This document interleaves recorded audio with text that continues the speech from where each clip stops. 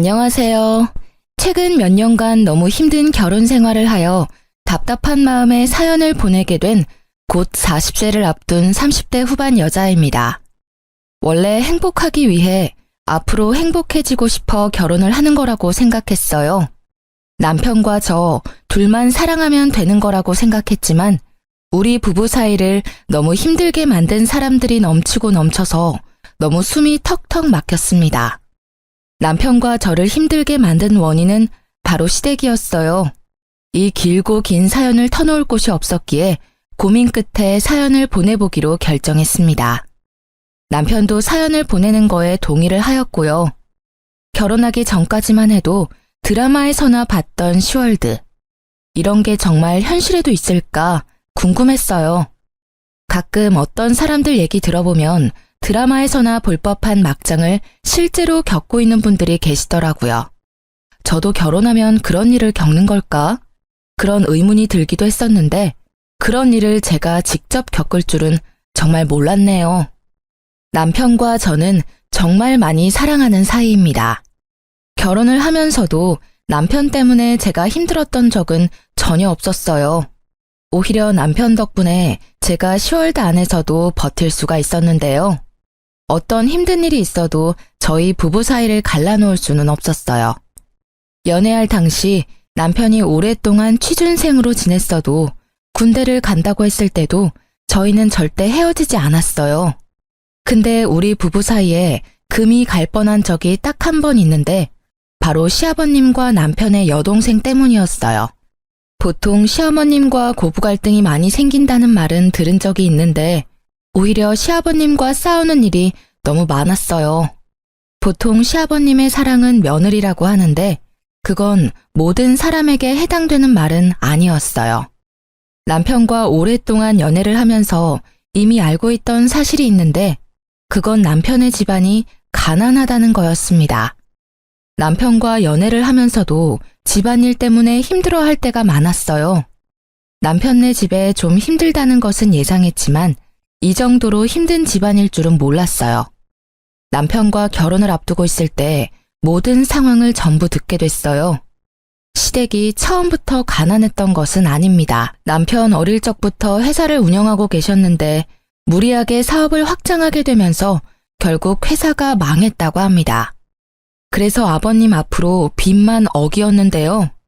처음엔 빚이 어마어마하게 많았지만 친척들의 도움을 받아서 엄청 많았던 빚이 1억으로 줄었다고 해요. 근데 1억이란 빚도 엄청 많은 빚이죠. 시어머님은 원래 부잣집 막내딸로 태어나신 분이라서 이제껏 돈 걱정이라고는 해본 적이 없으신 분인데 아버님 때문에 지금껏 돈 걱정을 매일매일 하면서 힘들게 살고 계셨다고 해요. 시어머님이 물려받으신 유산도 아버님이 모두 날렸다고 합니다.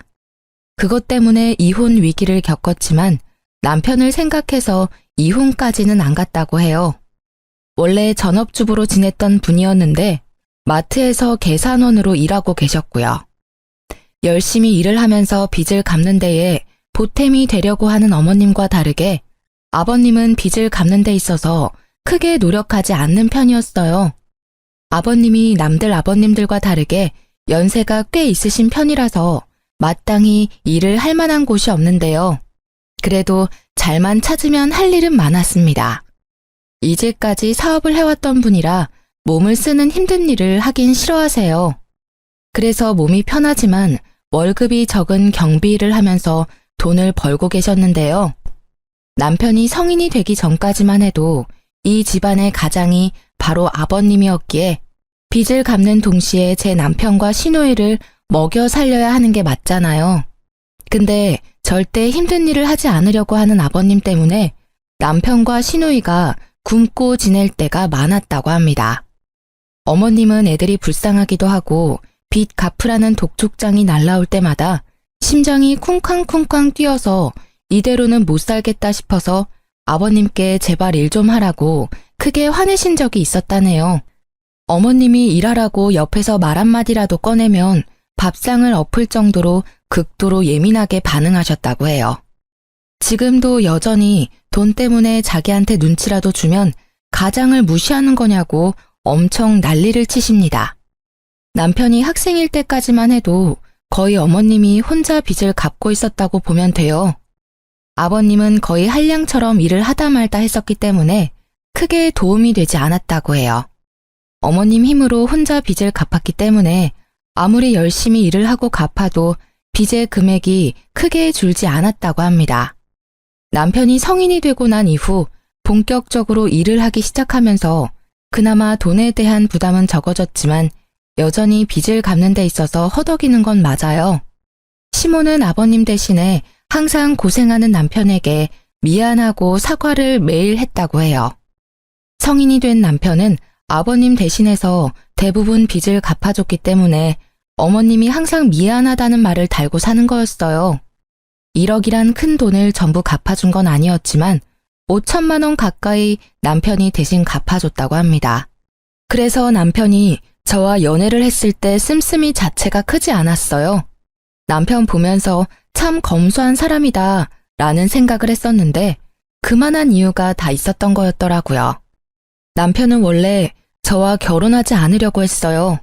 결혼하게 되면 아무래도 제가 고생할 게 뻔하니까 고생시키고 싶지 않다며 처음엔 연애만 하자고 했어요. 하지만 전 그런 남편과 결혼하고 싶었어요. 항상 성실하고 워낙 착한 사람인 걸 알고 있었기에 남편에게 걱정하지 말고 바로 결혼하자고 했어요. 그래서 남편은 결혼하기 전에 시부모님에게 결혼 후엔 가족 빚을 갚는 데 도움을 주지 않겠다 선언하고 저와 결혼하게 됐어요. 오히려 남편이 결혼 전에 이렇게 딱 잘라서 말해놔야 나와 앞으로 태어날 아기가 고생 안 한다고 말하더라고요. 오로지 제 생각만 해주는 남편과 바로 결혼하게 됐었는데 생각보다 감당하기 힘든 결혼 생활을 해야만 했는데요. 시아버님 때문에 항상 시끄러운 하루하루를 보냈어야 했어요. 그 이유는 아버님의 욕심, 자격지심, 심술 때문이었어요. 원래 가난으로 사람을 함부로 판단하면 안 된다고 생각하는 사람이 바로 저인데요. 남편만 봐도 가난한 집에서 살았음에도 너무 착하고 반듯하거든요. 제 남편 말고도 가난한 환경에서 살았음에도 열심히 살고 착한 사람 정말로 많습니다. 그런 사람이 있는 반면 반대로 본인이 가난하게 살았다고 돈 있는 사람들을 무시하고 깔보는 사람들도 은근히 많았어요. 대표적인 예가 우리 시아버님입니다. 아무래도 본인이 회사를 운영하면서 한때 잘 나가던 시절이 있다 보니까 그 시절을 회상하며 허세를 떨 때가 많았어요. 그런 시아버님과 다르게 저희 친정아버지도 크게 회사를 운영하는 편인데 시아버님처럼 오래전부터 회사를 경영했어요. 다행히 저희 친정아버지는 지금까지도 사업이 잘 운영되고 있는데요. 근데 시아버님은 그게 마음에 안 들던 모양이에요. 민지야, 너네 사돈께서는 언제부터 그 회사 운영하셨니? 지금도 운영 잘 되는 것 같아? 아, 네.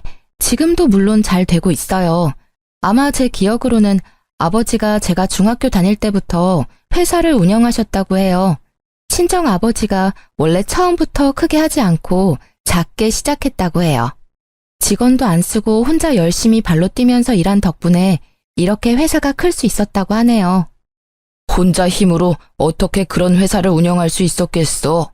그냥 다 운이 좋았던 거지. 요즘 회사 크게 운영하고 있는 사람들은 다 운빨이야, 운빨.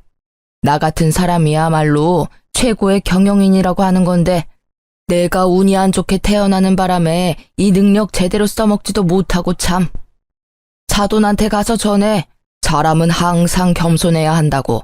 가끔 보면 사돈께서 항상 어깨에 힘이 들어가 있어. 운이 좋아서 회사가 잘 된 것 같은데 본인이 정말 열심히 해서 그렇게 회사가 큰 줄 알고 있는 것 같더라고. 내가 볼 때 사돈 회사 경영 잘 못하는 것 같아. 아버님, 저희 아버지 정말 노력 많이 하셨어요. 운이 좋아서 그런 건 절대 아니고요.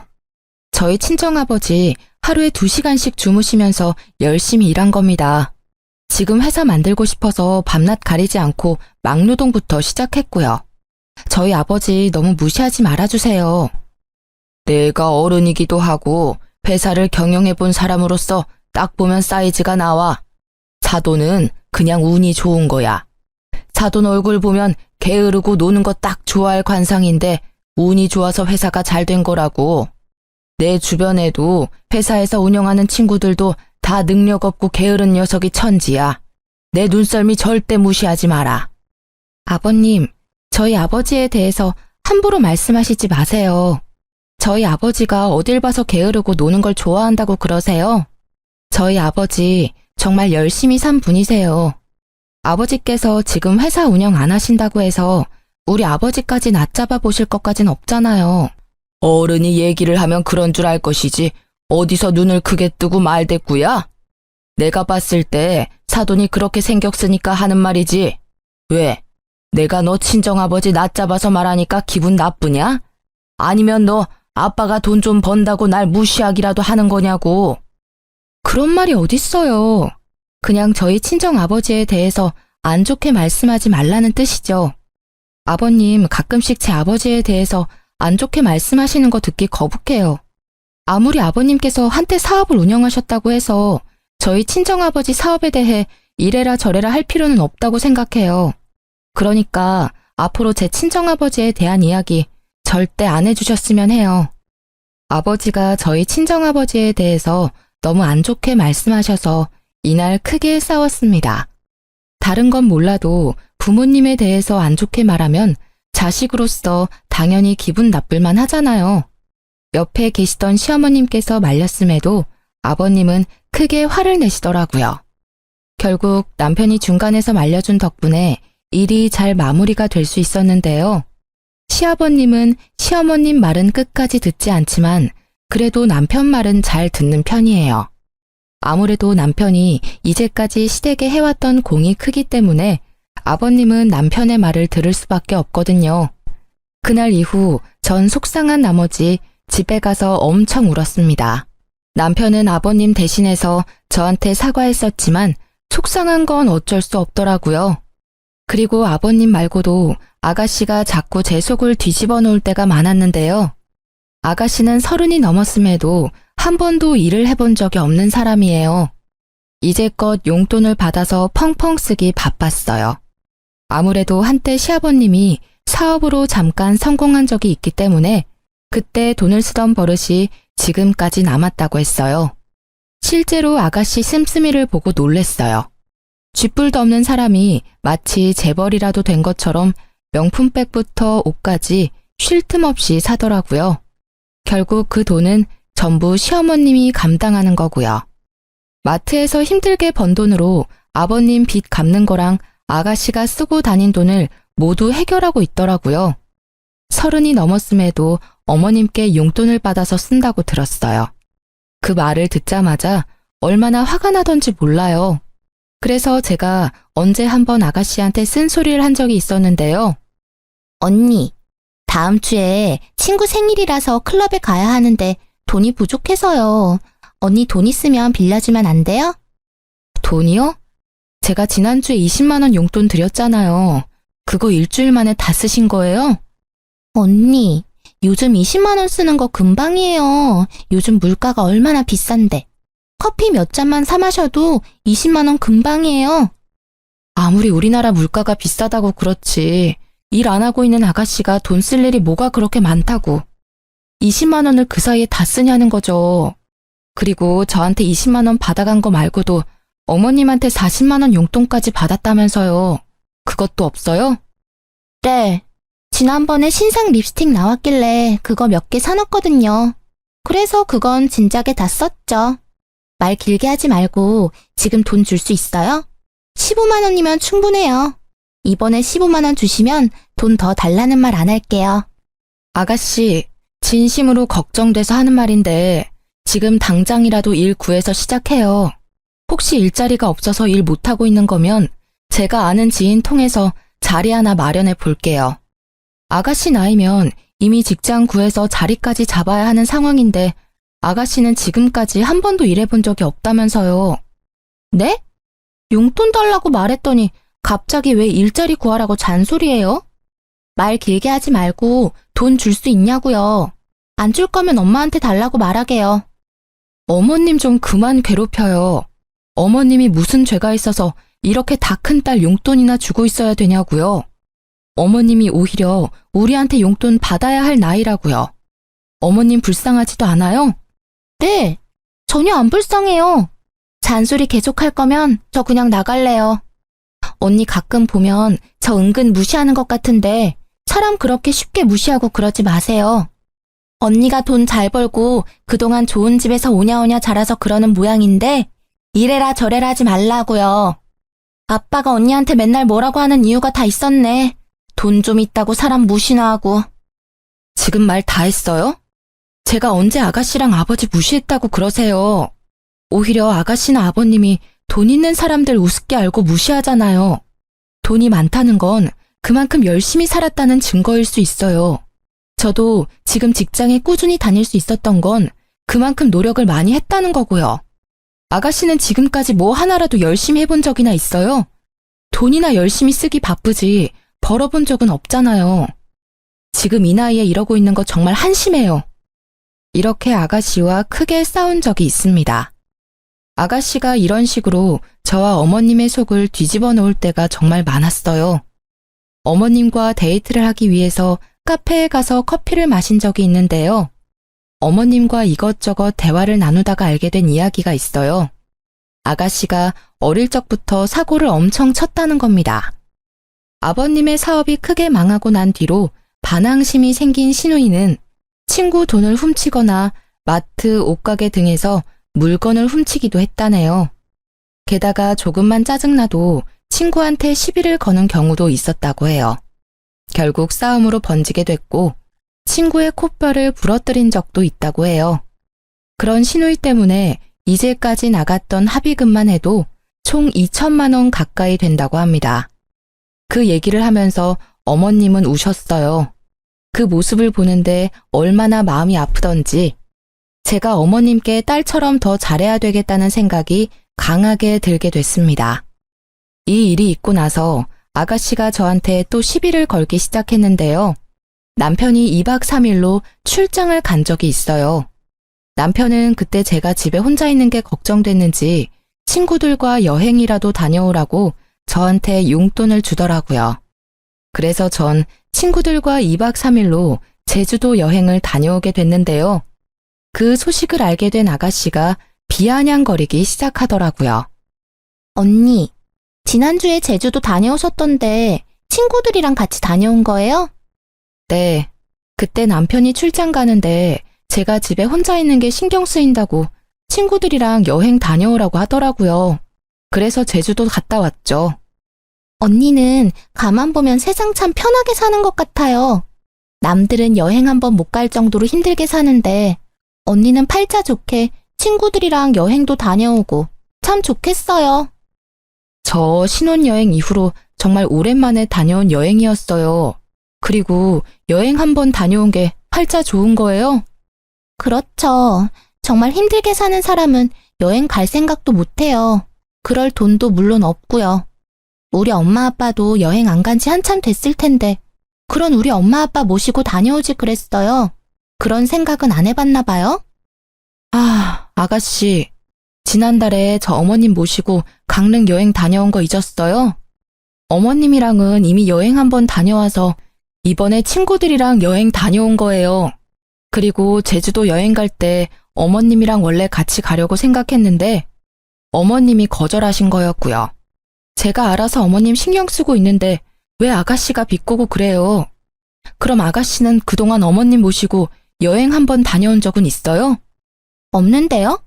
정작 딸내미는 이렇게 집에서 빈둥빈둥거리고 있고 며느리인 저는 어머님 모시는 거 보면 아무런 생각도 안 들어요.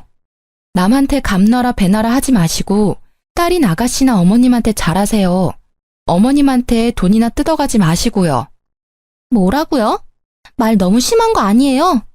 언니 돈 좀 있다고 그렇게 막 여기저기 놀러 다니는 거 보면 정말 골빈 여자 같아요. 솔직히 언니가 친구들이랑 제주도 가서 남자랑 뒹굴었을 수도 있는 거잖아요. 네? 미쳤어요? 말 그렇게 함부로 할 거예요? 언니처럼 여행, 쇼핑 이런 거 즐기는 거 보면 그냥 된장녀라는 생각밖에 안 들어요. 그럼 아가씨는요? 지금 가뜩이나 어머님 힘드시다고 하는데 어머님 돈으로 명품백 사는 아가씨가 골빈 사람 같고 된장녀로밖에 안 보여요. 저한테 이래라 저래라 할 시간에 아가씨나 일 좀 구하고 돈이나 벌어요. 세상에서 제일 한심한 사람이 바로 아가씨라고요. 아가씨는 제 말이 끝나기가 무섭게 바로 제 머리끄댕이를 잡고 욕을 막 하더라고요. 전 막상 그런 아가씨의 머리까진 잡을 수가 없었어요. 때마침 그때 남편과 시어머님이 집에 들어왔고 욕하며 성질을 내는 아가씨를 말렸어요. 너 지금 새언니한테 무슨 짓이야? 언니가 나보고 골빈년이라고 했단 말이야. 엄마 돈이나 탐내는 사람이라면서. 자기야, 정말이야? 당신이 얘한테 골빈년이라는 말까지 했어? 아니, 내가 여행 다녀온 걸로 아가씨가 나한테 골빈 사람 같다면서 돈 좀 번다고 자기 무시하지 말라고 하잖아. 그래서 내가 아가씨한테 어머님 힘들게나 하지 말라고 말한 게 전부야. 너 언니한테 왜 그런 식으로 말해? 내가 이제까지 너 어떻게 하나 지켜봤는데 너 언니 말대로 왜 엄마 자꾸 힘들게 해? 우리 집 상황 잘 알면서 엄마 도와주지 못할 망정 왜 자꾸 힘들게 하냐고. 너 지금 입고 있는 옷만 해도 몇십만 원 아니야? 지금 너 주제에 이 옷 입어도 된다고 생각해? 오빠까지 1억이야? 가뜩이나 아빠 사업 망해서 서러워 죽겠는데. 다른 애들은 아무렇지 않게 누리는 거 난 바로 못한다는 게 자존심 상한다고. 나도 엄마처럼 궁상맞게 살고 싶지 않단 말이야. 그러면 오로지 너가 번 돈으로 누리면서 살아. 왜 힘들게 번 엄마 돈으로 누리려고 하냐고. 너 앞으로 이런 식으로 살 거면 당장 이 집에서 나가. 너 하나 빠지면 엄마 숨통은 트이겠다. 이날 어머님도 남편과 제 편을 들면서 아가씨를 엄청 혼냈습니다. 제 말이 틀린 게 전혀 없기 때문인데요. 아가씨는 이날 엄청 울면서 방 밖에 며칠 동안 나오지 않았다고 해요. 그런 아가씨 때문에 열이 확 받은 어머님은 직장 구하기 전까지 집에 기어들어올 생각 절대 하지 말라고 내쫓기까지 했답니다. 그래서 알바라도 구하고 온 듯 했지만 며칠 가지 못하고 다시 그만뒀다네요. 이런 일로 답답함이 쌓이고 있었는데 대형 사고 하나가 터지게 됐어요. 이 계기로 역시 사람은 절대 믿는 게 아니라며 다짐을 하게 됐었는데요. 아까 말한 그대로 시아버님께 원래 빚이 있었는데 남편이 저랑 결혼하기 전까지만 빚 갚는데 일조한다고 했어요. 원래 1억 빚을 5천만 원으로 줄게 만든 장본인이 바로 남편인데요.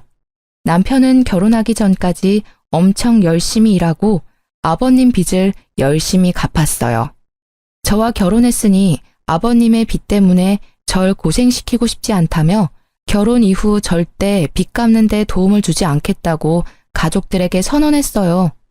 의외로 아버님이 그렇게 하라고 동의하셨다고 하는데요. 시어머님도 그동안 5천만 원이나 대신 갚아줘서 너무 고마웠고 결혼하는데 부모로서 해준 게 없어서 미안하다고 저희 앞에서 우셨습니다. 그렇게 약속한 대로 결혼한 뒤에 빚을 대신 갚지 않고 있었는데요. 근데 언제부터인가 아버님께서 슬슬 빚에 대해 다시 언급하기 시작하셨어요. 힘들어서 빚 갚기 너무 힘들다. 앞으로 남은 5천만 원 어떻게 갚아야 하나 머리 아프다면서 자꾸 저희를 신경 쓰게 만들더라고요. 민지야, 우리 집 며느리로 들어와서 너가 이제껏 고생을 정말 많이 했던 건 알겠지만 그래도 너가 참 매정한 것 같다. 매정하다고요? 어떤 부분이 매정하다는 거예요? 아무리 내 아들이 결혼하고 나서 내 빚 갚지 말자고 말했다고 해도 너가 빚 대신 갚아주자는 말 해주지 않을까 나름 기대하고 있었다. 내가 이 늙은 나이에 그 많은 돈을 어떻게 다 갚을 수가 있겠니? 젊은 너희가 대신 갚아주면 좋겠구나. 아들 혼자서 5천만 원 거의 다 갚았으니 둘이 힘을 합치면 남은 5천만 원 금방 갚을 수 있을 거야. 아버님 빚을 저희 보고 갚으라는 말씀이세요? 절대 안 돼요. 남은 빚은 아버님이 다 갚으셔야죠. 이제까지 남편이 5천만 원이나 갚았다면서요. 아버님이 양심이 있으시면 남은 금액 정도는 아버님 혼자 힘으로 갚으셔야죠. 내가 이 나이에 그 많은 돈을 어떻게 혼자 다 갚을 수 있겠냐? 말이 되는 소리를 좀 해라. 이 많은 빚은 아버님 혼자 만들어낸 거면서 왜 빚 갚는 건 우리가 해야 하는 거예요? 저희가 2달에 한 번씩 50만 원씩 용돈 드리고 있잖아요. 그 돈이랑 아버님이 버시는 돈으로 잘 갚으면 되겠네요. 뭐가 힘들다고 그러시는 거예요? 아무리 경비 일이 다른 일에 비해서 힘이 덜 드는 일이라고 해도 나 그 일도 너무 힘들다. 이 나이에 그 일도 버거울 때가 많아. 이제 돈 때문에 걱정 그만하고 살고 싶다. 집에서 너 시엠이랑 같이 편하게 쉬고 싶어.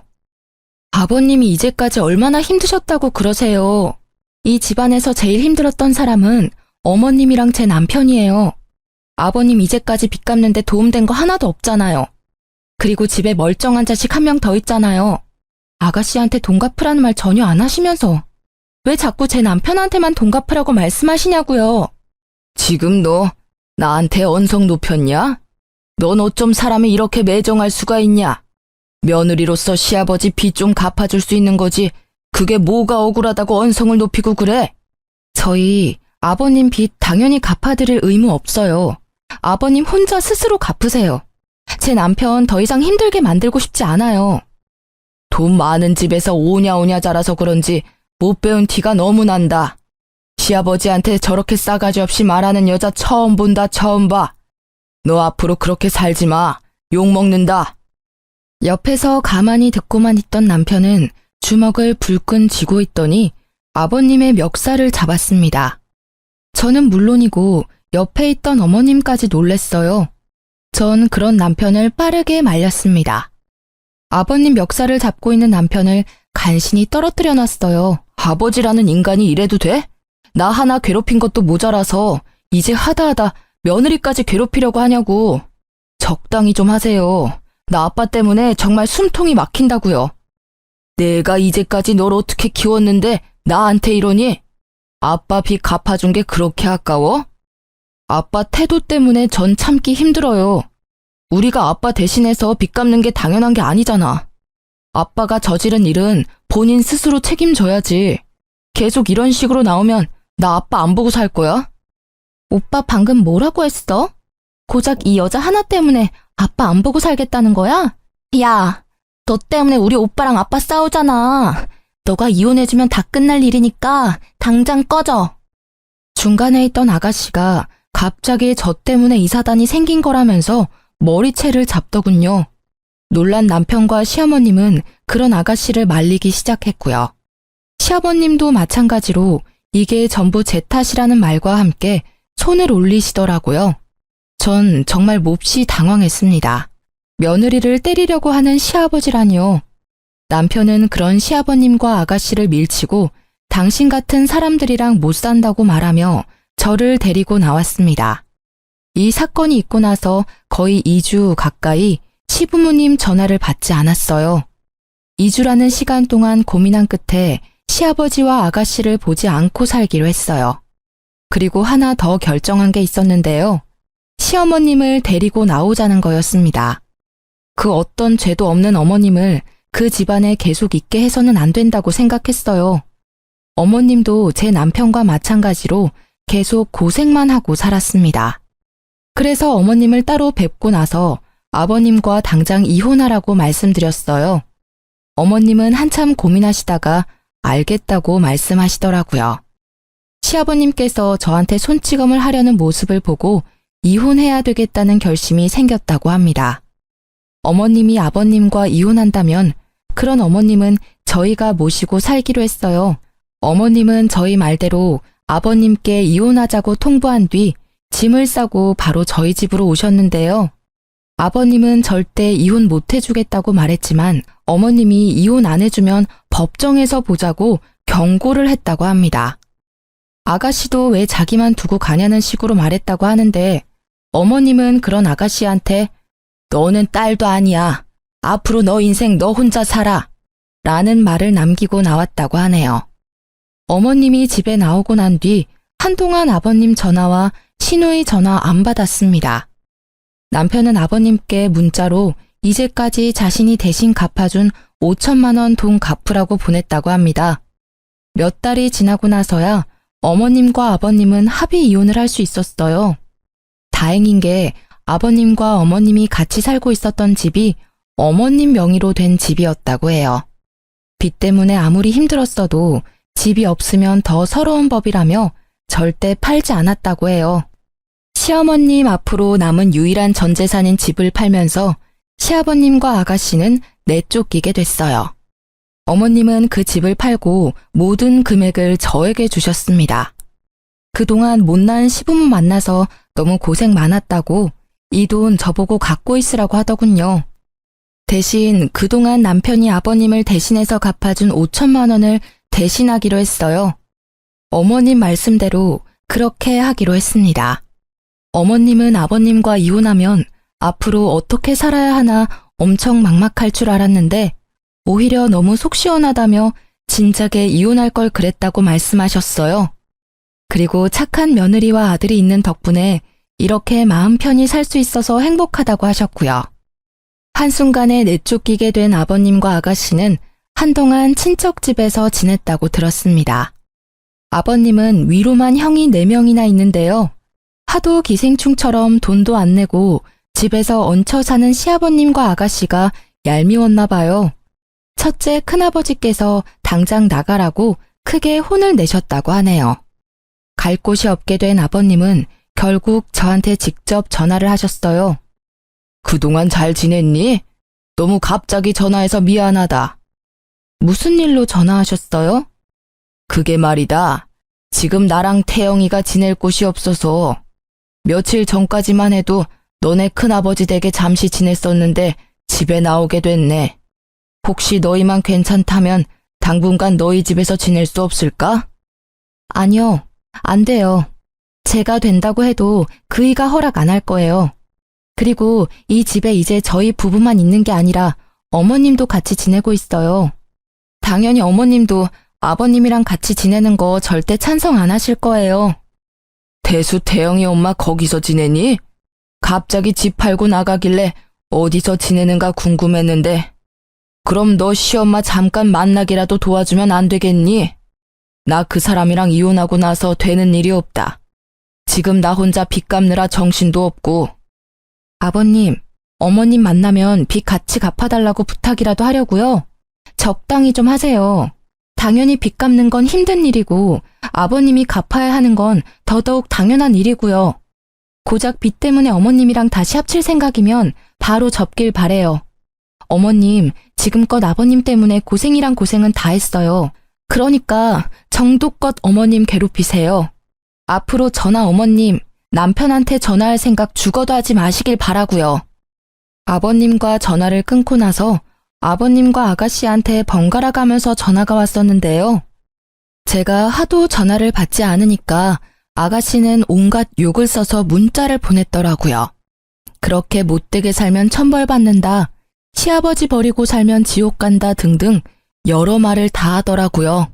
그리고 시어머님은 아가씨와 딱 한 번 통화했다고 해요. 아무래도 자식이다 보니 마음이 쓰였나 봐요.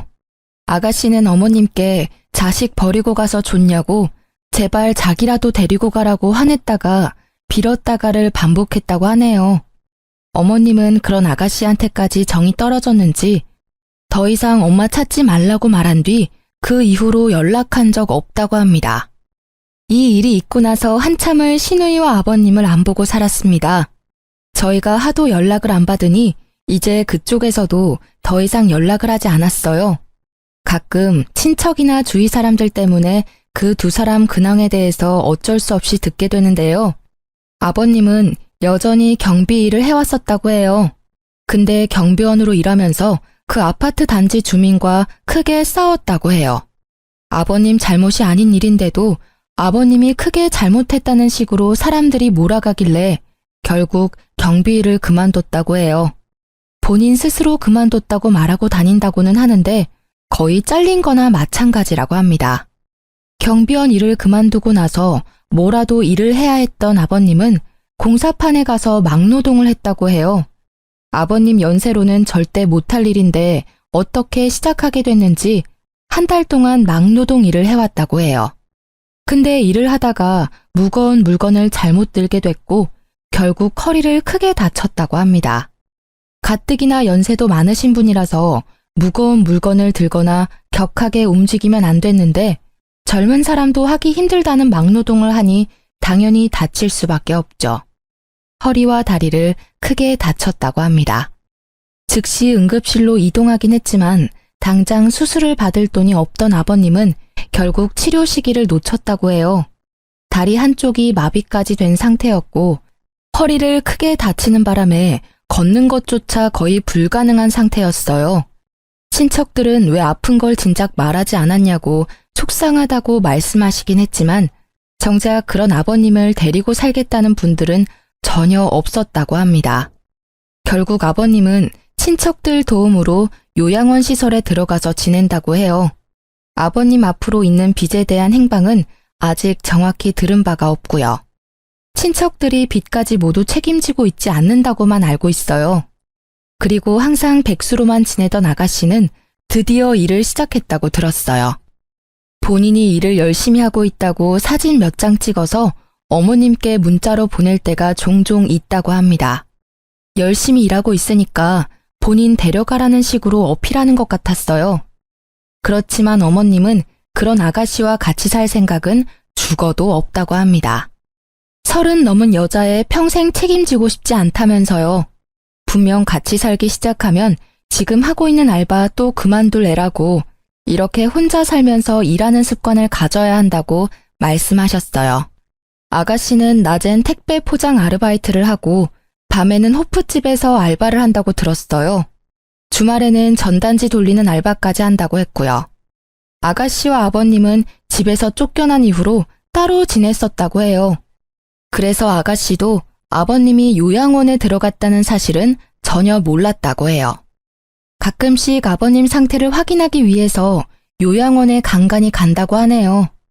그렇게 예전과 다르게 열심히 아르바이트를 하고 호프집 사장님 집에서 하숙을 하고 있다고 들었는데 그런 아가씨도 큰 사고를 당했습니다. 전단지 아르바이트를 하다가 횡단보도 신호를 보지 못하고 무작정 건넜다고 들었어요. 그때 큰 트럭과 교통사고를 당하게 되면서 중환자실로 바로 이송됐다고 해요. 그 사실을 들은 어머님은 당장 병원에 찾아가서 신우이의 상태를 확인했는데요. 의사 말로는 깨어난다고 해도 식물인간으로 지낼 가능성이 높다고 했어요. 깨어나지 못할 가능성은 더더욱 크고요. 어머님은 의사에게 아가씨 상태만 전해 듣고 다시 집으로 돌아갔습니다. 살아있는 것만 확인했으면 됐다고 이제 아가씨 절대 신경 쓰지 않겠다고 해요. 다행히 아가씨 병원비는 친척 중 한 사람이 책임지고 있다고 하지만 앞으로 친척들이 계속 그 많은 비용을 계속 내줄지는 장담하지 못해요. 큰아버지의 와이프인 큰어머님께서 제 시어머님께 전화한 적이 있다고 해요. 아무리 두 사람이 잘못했다고 해도 어떻게 얼굴 콧배기도 안 비칠 수가 있냐고 쓴소리를 했다고 합니다. 아무래도 친척들이 아버님 요양원 비용, 아가씨 병원비를 모두 감당하려고 하니까 부담이 될 수밖에 없죠. 그런 말을 들은 어머님은 큰어머님께 내가 그동안 그 두 년놈을 데리고 산 것만으로도 감사하게 생각하라고 아무리 죽을 지경에 놓인 사람이라고 해도 절대 신경 쓰지 않겠다고 말했다고 하셨어요. 이미 친척들 사이에서 시어머님은 자식과 남편 버린 호로 잡년이라고 불리고 저는 부모와 자식 사이 끄는 못된 년이라고 제대로 욕먹고 있다고 합니다. 그렇지만 이제껏 아버님과 아가씨가 저희한테 해온 짓이 있기 때문에 미안한 마음이 들지는 않았어요. 남편도 더 이상 그 두 사람한테 신경 쓰고 싶지 않다고 합니다. 어머님도 두 사람 죽지 않은 것만 확인했으면 됐다고 저한테 절대 죄책감 이런 거 느낄 필요 없다고 앞으로 우리 셋만 행복하면 그만이라고 말씀해 주세요. 전 남편과 어머님 덕분에 마음의 무게를 덜어낼 수 있었습니다. 저희 부부와 어머님은 요즘 걱정 없이 셋이서 잘 지내고 있습니다. 가끔 아버님과 아가씨 생각만 하면 마음이 좋지 않지만 두 사람은 이제 신경 쓰지 않기로 했어요. 최근 어머님과 해외여행도 다녀오고 친구분들과 같이 관광여행 다녀오라고 보내주기도 했습니다. 그동안 열심히 돈만 벌었지 제대로 써본 적이 없는 어머님은 자신이 이렇게 편하게 지내도 되는 건가 걱정이 된다고 하셨습니다. 이제 앞으로 예전처럼 빚 때문에 본인 인생 포기하면서 지내지 말고 이제 앞으로 편하게 놀면서 본인 인생 즐기라고 말씀드렸어요. 다니고 있던 마트 일도 그만두셨어요. 어머님이 저희한테 주신 큰 돈도 있기도 하고 저희 부부만 일해도 충분히 어머님 모시고 살 능력이 되기 때문에 어머님께 용돈을 드리며 셋이서 같이 행복하게 살고 있습니다. 가끔 친척분들이 무작정 우리 집에 찾아오는 일이 종종 있기도 했어요. 아버님과 아가씨 때문에 이제껏 나가게 된 돈들 저희 보고 대신 갚으라고 하더라고요. 그 돈 우리가 왜 갚아야 하는지 이해가 안 갔고 동네 사람들 보기에도 민망해서 결국 저희는 다른 동네로 이사 가게 됐습니다. 앞으로 다른 사람들 눈치 전혀 안 보고 살 생각입니다. 어머님도 앞으로 그렇게 살길 바라고요. 그동안 아버님과 시누이 때문에 하루하루 지옥 같았는데 드디어 벗어나게 돼서 정말 행복하다고 생각해요. 그동안 이 지옥 속에서 어떻게 살아야 하나 고민이 엄청 많았었거든요. 어머님도 항상 하시는 말씀이 있는데 이 늙은 시엄마 잘 챙겨줘서 고맙다고 우리 아들 자기 아빠 때문에 평생 고통 속에서 살 뻔했는데 그런 우리 아들도 구해줘서 고맙다는 말을 자주 해주십니다. 저희처럼 시댁 식구 때문에 마음고생 제대로 하고 있는 분이라면 지금이라도 본인 인생 찾으러 나가길 바래요. 아니면 지금이라도 본인이 하고 싶은 말이라도 하고 살아야 한다고 생각합니다. 평생 참고 살면 그게 마음의 병을 만들고 오히려 상황을 악화시키는 일로 나중엔 일이 더 커지게 된다면 더 이상 손을 쓸 수도 없다고 생각해요. 그러니 저처럼 시댁 식구 때문에 힘들게 살고 있는 분이라면 지금이라도 용기를 가지고 본인이 하고 싶은 말들 당당하게 하며 살기 바랍니다. 지금까지 저의 이야기 들어주셔서 감사합니다.